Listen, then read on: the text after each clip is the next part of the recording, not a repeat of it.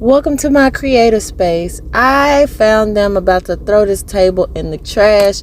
It only had a little ding in it, and that's fixable. Especially when you're working with me, I can do anything. So I went to my favorite little store to find some stickers. They had a lot, so you know I'm gonna sit down and go through it. I ain't missing nothing, especially when I'm in my creative phase. I need to see.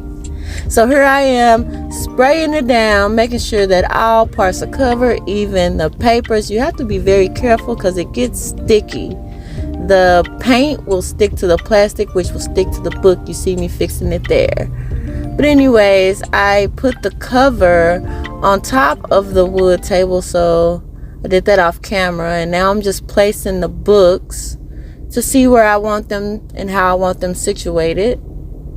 Playing around with it, and oh no, what I tell ya?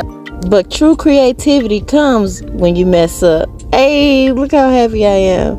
So here I am putting it on how we did in school, you know, the little book cover. Do y'all still do book covers? I bet y'all stuff is a lot more modern. It'll probably already come covered. Y'all so spoiled these days. But yeah, so I just put it in there how we did in the old days. It's all cute too. I'm so happy I made that mistake. I am so happy I made it. Look, and the blue still shows. Serve.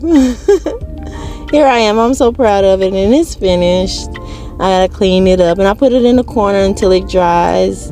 I use E6000 to bond the books together, and I'm just cleaning it with some alcohol.